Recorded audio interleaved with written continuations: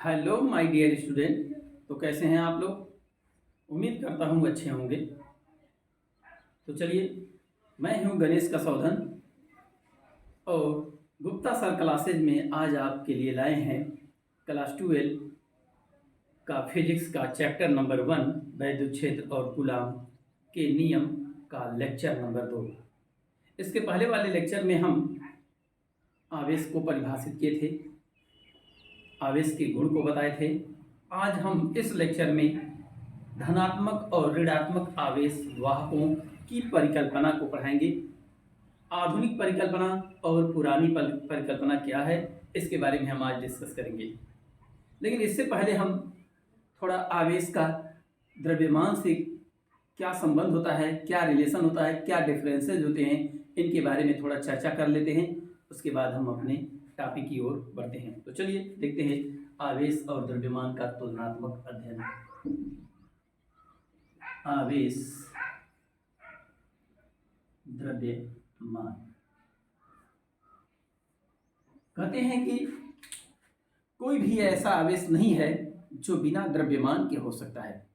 मतलब no any charge can exist without mass. द्रव्यमान के बिना कोई भी आवेश का अस्तित्व में होना संभव नहीं है। अर्थात जितने भी आवेश होते हैं उसमें द्रव्यमान अवश्य होता है। हाँ, लेकिन एक बात अलग है कि द्रव्यमान के लिए कंडीशन नहीं है। द्रव्यमान के लिए कोई कंडीशन नहीं है कि आवेशित होगा तभी द्रव्यमान होगा। ये बिना आवेश के भी पदार्थ का द्रव्यमान हो सकता है, लेकिन बिना द्रव्यमान के कोई आवेश नहीं हो सकता है। तो पहला इसका डिफरेंस ये होगा कि कोई भी आवेश बिना द्रव्यमान के अस्तित्व में हो नहीं सकता। कोई भी आवेश बिना द्रव्यमान के अस्तित्व में नहीं हो सकता,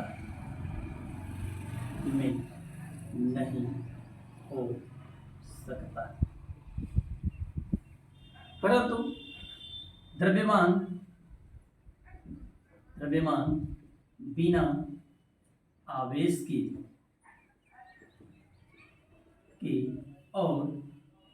बिना आवेश के और आवेश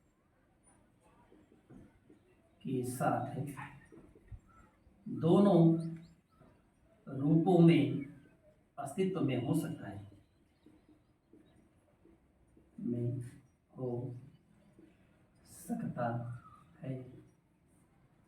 कोई भी आवेश बिना द्रव्यमान के अस्तित्व में नहीं हो सकता है। द्रव्यमान बिना आवेश के और आवेश के दोनों रूपों में अस्तित्व में हो सकता है।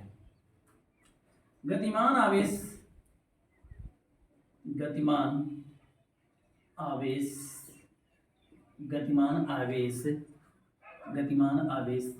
वैद्युत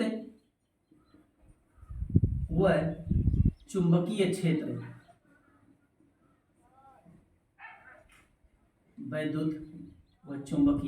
क्षेत्र दोनों उत्पन्न करता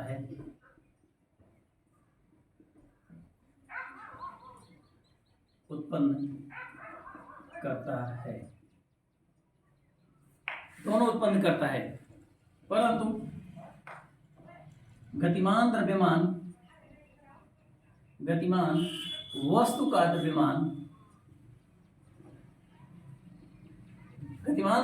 द्रव्यमान परिवर्तित होता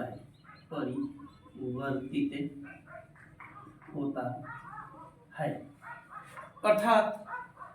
अर्थात गतिमान वस्तु का द्रव्यमान हमेशा बदलता रहता है। इनकी गति के स्पीड पर निर्भर करता है। इनका द्रव्यमान अनंत भी हो सकता है और इनका द्रव्यमान शून्य भी हो सकता है। तो देखिए कैसे बदलता है, किस सूत्र के आधार पर बदलता है, इनको हम एक देख लेते हैं। 1 minus v square upon c square, m equal to m0 upon under root 1 minus v square upon c square. ये m0 जो है वस्तु का विराम में द्रव्यमान है, और यम यम जो है वी चाल से गतिमान वस्तु का द्रव्यमान। वी सी प्रकाश की चाल,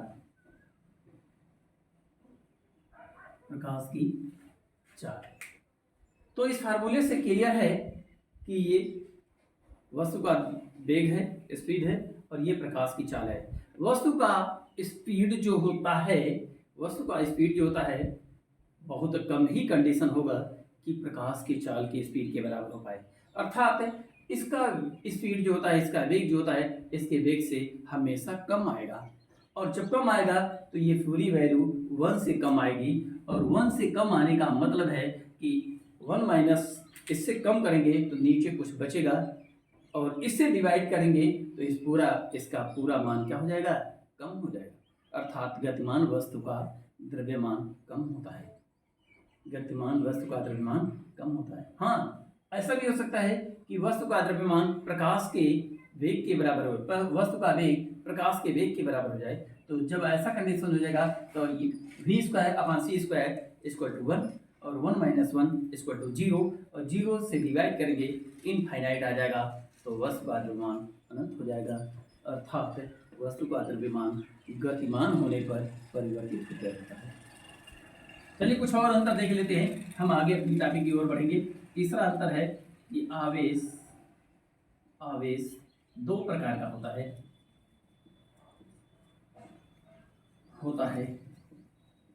परंतु द्रव्यमान एक ही प्रकार का होता है।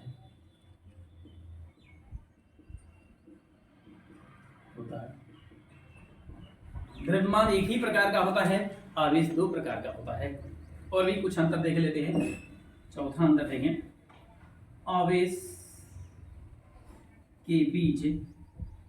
आवेशों के बीच वैद्युत बल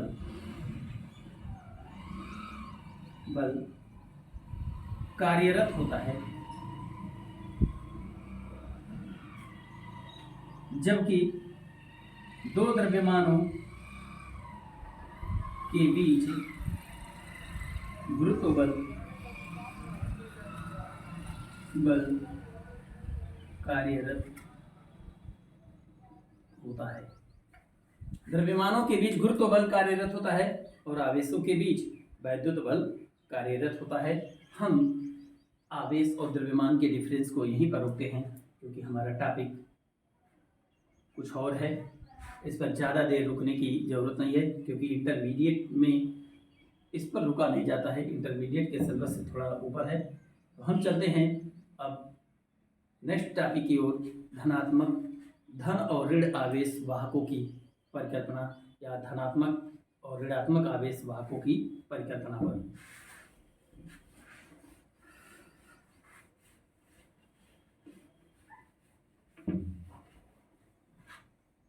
हाँ, वीडियो अच्छा लगे तो लाइक और सब्सक्राइब जरूर करिएगा, और बेल आइकन को भी प्रेस कर दीजिएगा, और अपने दोस्तों को शेयर भी कर दीजिएगा।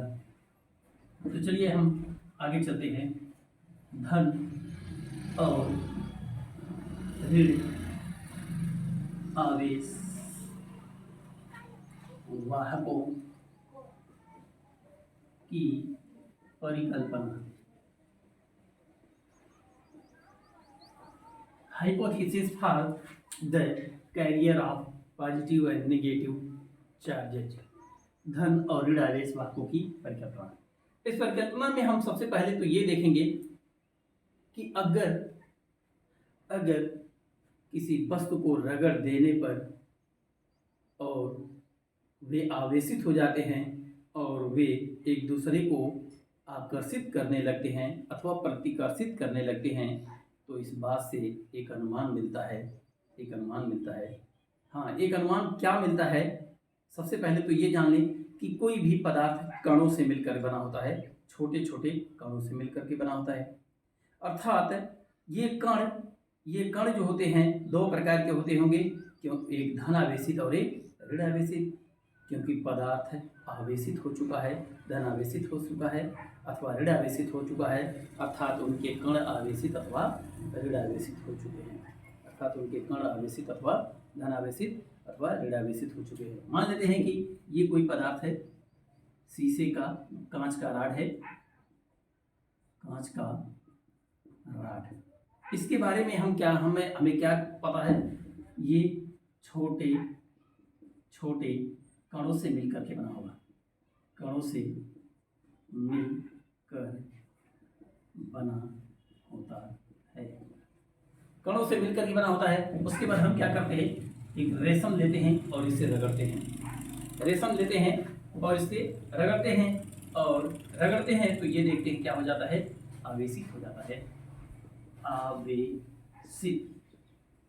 आवेशित हो जाता है, अर्थात आवेश को ग्रहण कर लेता है, आवेश को ग्रहण कर लेता है। ये जो परिकल्पना बता रहे हैं, ये पुरानी परिकल्पना के अनुसार चल रहे हैं हम। अभी आधुनिक परिकल्पना पर रुकेंगे क्योंकि वो ज़्यादा इंपॉर्टेंट होगा। आवेशित हो जाता है मतलब आवेश को ग्रहण कर लेता है, अर्थात हम ये कह सकते हैं इनके कण जो है आवेशित हो गए हैं, इनके कण क्या हो गए, आवेशित हो गए, इनके कण आवेशित हो गए हैं। और यदि दो राड को हम लाते हैं पास पास तो इसमें प्रतिकर्षण बल लगने लगता है, प्रतिकर्षण बल लगने लगता है, अर्थात हम ये कह सकते हैं,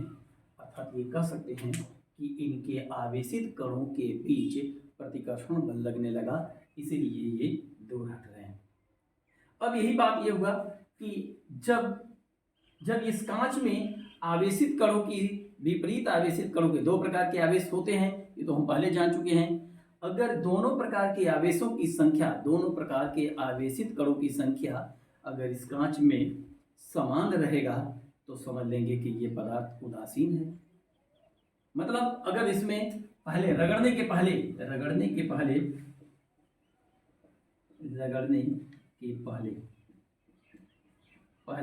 धन एंड ऋण आवेश दोनों की संख्या क्या था, इक्वल था, इक्वल।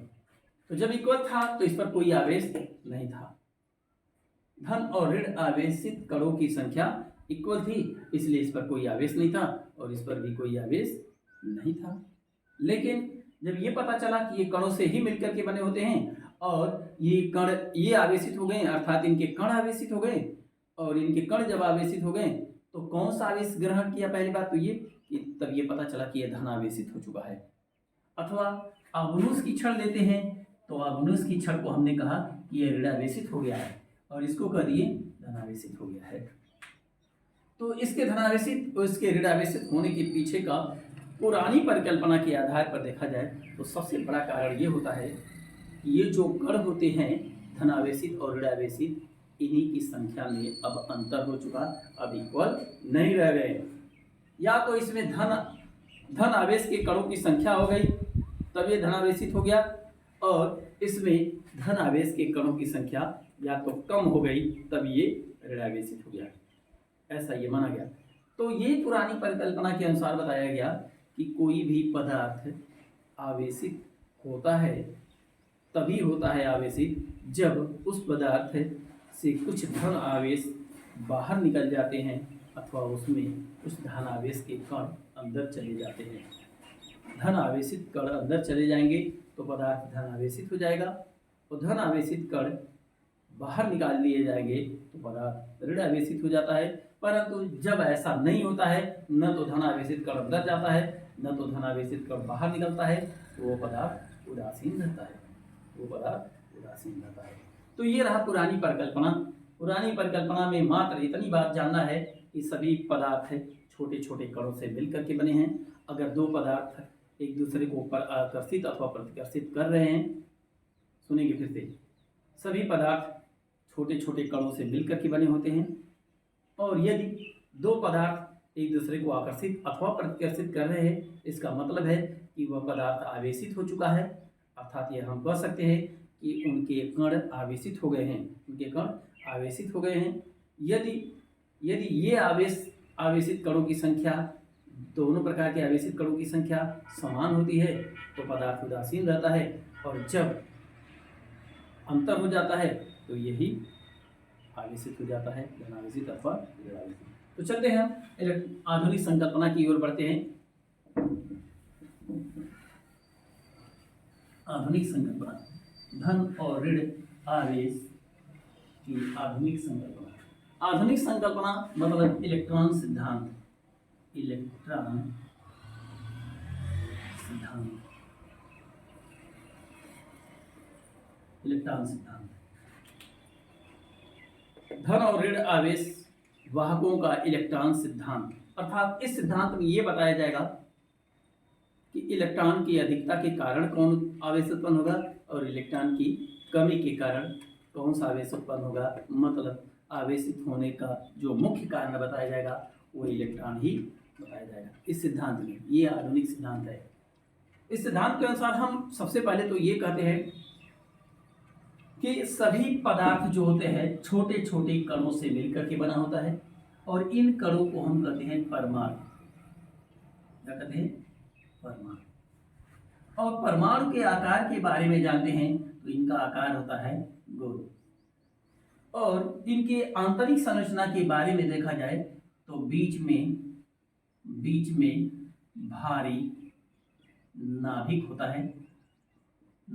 है, और नाभिक के बाहर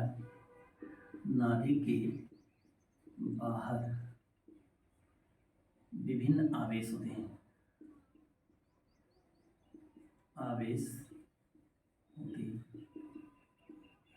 नाभिक के बाहर विभिन्न आवेश होते हैं। अच्छा, ये भारी क्यों है? क्योंकि इसमें प्रोटॉन और न्यूट्रॉन पाया जाता है। ये बाहर विभिन्न आवेश जो होते हैं इसमें इलेक्ट्रॉन चक्कर लगाता रहता है। प्रोटॉन धन आवेशित होता है, न्यूट्रॉन पर कोई आवेश नहीं होता है, और इलेक्ट्रॉन पर ऋण आवेश होता है। अब आकार इसका बनाया जाए, संरचना एक परमाणु का, यहाँ P और N, प्रोटॉन और न्यूट्रॉन, और ये रहा इलेक्ट्रॉन, ये रहे इलेक्ट्रॉन। जब प्रोटॉन और प्रोटॉन की संख्या इलेक्ट्रॉन के बराबर हो जाता है तो प्लस बराबर माइनस इक्वल टू 0, कोई आवेश नहीं होता है, उदासीन होता है। जब प्रोटॉन की संख्या अधिक, इलेक्ट्रॉन की संख्या कम, तो उस पर धनावेश उत्पन्न हो जाता है। और जब प्रोटॉन की संख्या कम, इलेक्ट्रॉन की संख्या अधिक, तो उस वस्तु पर ऋणावेश हो जाता है, ऋणावेश उत्पन्न हो जाता है। अब ये कम और अधिक, कौन कम होगा कौन अधिक होगा, कैसे होगा, तो इस यहाँ से देखते हैं। प्रोटॉन नाभिक के अंदर पड़ा रहता है, इलेक्ट्रॉन विभिन्न कोषों में चक्कर लगाता रहता है। अर्थात अगर रगड़ा जाता है या इसमें घर्षण उत्पन्न किया जाता है तो जो ऊर्जा मिलता है, अच्छा, कोई भी इलेक्ट्रॉन भी अपने निश्चित ऊर्जा से, निश्चित कोणीय संवेग से और निश्चित ऊर्जा से ही चक्कर लगाता रहता है अपने कोष में। अगर ऊर्जा का मान अधिक हो जाता है तो ये कोष को छोड़ करके बाहर वाले कोष में चला जाता है या बाहर निकल जाता है। अगर ऊर्जा का मान कम हो जाता है तो ये अंदर वाले कोष में चला जाता है। लेकिन हम जानते हैं कि जब किसी वस्तु को रगड़ते हैं, घर्षण करते हैं, तो घर्षण से एक ऊर्जा उत्पन्न होती है, और जब ऊर्जा उत्पन्न होगा तो वो ऊर्जा इलेक्ट्रॉन को मिल जाता है, और ये इलेक्ट्रॉन ऊर्जा लेकर के उत्तेजित हो जाता है और अपना कोष बाहर छोड़ करके बाहर निकल जाता है। जैसे इलेक्ट्रॉन बाहर निकलता है, यहाँ पर इलेक्ट्रॉन और प्रोटॉन की संख्या का बैलेंस बिगड़ जाता है। इलेक्ट्रॉन बाहर निकला, इसका मतलब प्रोटॉन की संख्या इलेक्ट्रॉन से अधिक हो गया, और अब क्या हो जाता है, ये आवेशित हो जाता है, अर्थात एक इलेक्ट्रॉन निकला तो एक धन आवेश बन जाता है। हाँ, लेकिन ये इलेक्ट्रॉन कहीं खो नहीं जाता है, ये जिस वस्तु से ये रगड़ा जाता है ये इलेक्ट्रॉन उसी में चला जाता है। मान लेते हैं कि रेशम से रगड़ा गया था तो ये इलेक्ट्रॉन रेशम में आ गया। अगर कांच के राड को रगड़ा गया था, कांच के राड को, तो इसके हर परमाणु से किसी न किसी बाहरी वाले परमाणु से इलेक्ट्रॉन ट्रांसफर होकर के इसमें चला जाता है। अच्छा, रेशम के परमाणु की स्थिति क्या है? इसमें भी प्रोटॉन और न्यूट्रॉन है बाहर इलेक्ट्रॉन चक्कर लगा रहे हैं। अभी जब तक नहीं रगड़ा गया था तब तक इसके भी प्रोटॉन और इलेक्ट्रॉन की संख्या बराबर थी, ये भी उदासीन था। परंतु जब घर्षण कर दिया गया, रगड़ा गया, तो इसका इलेक्ट्रॉन निकल करके इसमें आ गया। तो जैसे इलेक्ट्रॉन इसमें आ जाता है, एक इलेक्ट्रॉन इसमें बढ़ जाता है, अर्थात कंडीशन कुछ इस तरह का हो जाता है और प्रोटॉन की संख्या इलेक्ट्रॉन से इसमें कम हो जाती है और ये क्या हो जाता है, आवेशित हो जाता है। मतलब किसी भी वस्तु के आवेशित होने के लिए जो है इलेक्ट्रॉन ही उत्तरदायी होता है। ये इलेक्ट्रॉन ही इस एक वस्तु से दूसरी वस्तु में जाता है तो ही वस्तु क्या होता है, आवेशित होता है। अच्छा, एक बात और क्लियर है कि कभी भी सिंगल आवेश उत्पन्न नहीं होता है। जब भी उत्पन्न होगा तो विपरीत आवेश उत्पन्न होते हैं, एक पॉजिटिव और एक नेगेटिव, अकेला कोई आवेश निकलता नहीं है। तो ये रहा इलेक्ट्रॉन सिद्धांत। तो सुन लें, इलेक्ट्रॉन सिद्धांत में हम क्या लिखते हैं। इलेक्ट्रॉन सिद्धांत में ये लिखते हैं कि इलेक्ट्रॉन की कमी अथवा अधिकता के कारण धन अथवा ऋण आवेश का बनना, ये तो मुख्य हेडिंग रहा। इस सिद्धांत के में हम ये जानते हैं, इस सिद्धांत के अनुसार हम ये जानते हैं कि सभी पदार्थ छोटे छोटे कणों से मिलकर बना होता है। इन्हीं कणों को हम परमाणु कहते हैं और परमाणु का आकार गोल होता है और इसकी आंतरिक संरचना में देखा जाए तो ये दो भागों में बटा होता है। एक बीच में भारी नाभिक होता है और दूसरा नाभिक के बाहर विभिन्न कोष होते हैं,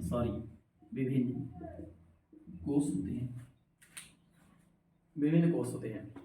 नाभिक में प्रोटॉन और न्यूट्रॉन स्थित होता है और विभिन्न कोष में इलेक्ट्रॉन चक्कर लगाते रहते हैं। संरचना कुछ इस प्रकार का मिलेगा कि नाभिक, प्रोटॉन और न्यूट्रॉन और विभिन्न प्रकार के कोष। मान लेते हैं ये कांच का राड है जिसके एक परमाणु, इसके सतह के एक परमाणु की हम परिकल्पना कर रहे हैं और ये रेशम का कपड़ा है जिसके किसी एक परमाणु की हम परिकल्पना कर रहे हैं। जब तक ये दोनों रगड़े नहीं गए थे तब तक जितना इसमें प्रोटॉन था उतना इसमें इलेक्ट्रॉन था। कंडीशन कुछ इस तरह का था, इस पर कोई आवेश नहीं था,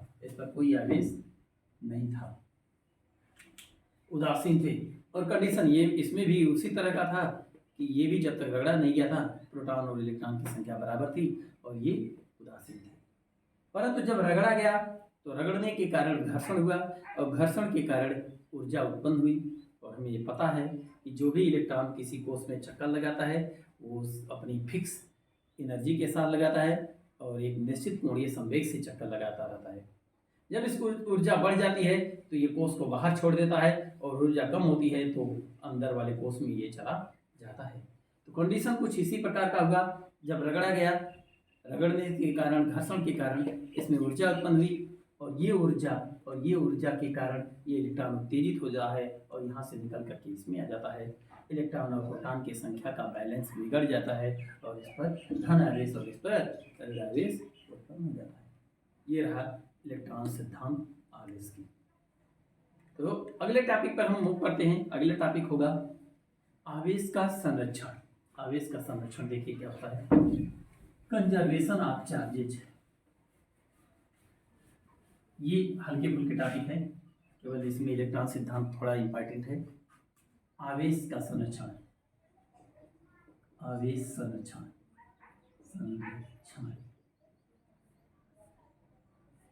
इसके नाम में ही स्पष्ट है इसका अर्थ। आवेश संरक्षण, संरक्षण का मतलब जो संरक्षित रहे, जो न तो नष्ट हो और न तो उत्पन्न हो, अर्थात वो हमेशा संरक्षित रहे, उसी को कहते हैं आवेश। अगर आवेश संरक्षण है तो आवेश पर यही लागू हो जाएगा। मतलब इस हेडिंग में हम ये कह सकते हैं कि आवेश न तो उत्पन्न हो सकता है और न ही नष्ट हो सकता है। किसी सिस्टम, किसी निकाय का आवेश न तो उत्पन्न हो सकता है न ही नष्ट हो सकता है, अर्थात आवेश हमेशा किसी निकाय का संरक्षित रहता है। हाँ, किसी एक वस्तु में आवेश उत्पन्न जरूर होता है लेकिन उसके एवज में उसका विपरीत आवेश भी उत्पन्न हो जाता है, तो सिस्टम बन जाता है। दोनों पदार्थों को लेकर के एक सिस्टम मान लेते हैं और उस सिस्टम का आवेश हमेशा जीरो होगा, किसी एक का नहीं, एक सिस्टम का हम बात करें, एक सिस्टम का। तो आवेश, जैसे मैंने कहा कि ये कांच का राड है, कांच का राड है, इसमें से चला गया 2 इलेक्ट्रॉन, रेशम में चला गया ये रेशम में चला गया। तो 2 इलेक्ट्रॉन के कारण इस पर 2 प्लस और 2 इलेक्ट्रॉन इसमें आने के कारण इस पर 2 माइनस। अभी रगड़ने के पहले का कंडीशन कुछ इस तरह का था। रगड़ने के पहले का कंडीशन ये था, इस पर 0 आवेश, इस पर भी 0 आवेश। 0 प्लस 0 इक्वल टू 0। ये निकाय है, ये एक सिस्टम बन गया और ये भी एक सिस्टम बन गया। +2 और प्लस -2 इक्वल टू 0, अर्थात अब भी कुल आवेश 0 ही है, शून्य ही है, और तब भी कुल आवेश शून्य ही है। अर्थात किसी निकाय का आवेश हमेशा संरक्षित रहेगा। किसी निकाय का आवेश न तो नष्ट हो सकता है और न ही उत्पन्न किया जा सकता है। तो चलिए इस पर कुछ ऐसे प्रॉब्लम पूछे जाते हैं। मान लीजिए कि ये एक डब्बा है और इसमें हम 3 वस्तु रखे हैं और तीनों पर आवेश है। इस पर 4 कूलम, इस पर 5 कूलम और इस पर 6 कूलम। और इस सिस्टम को एक काम करते हैं ज़्यादा हिलाने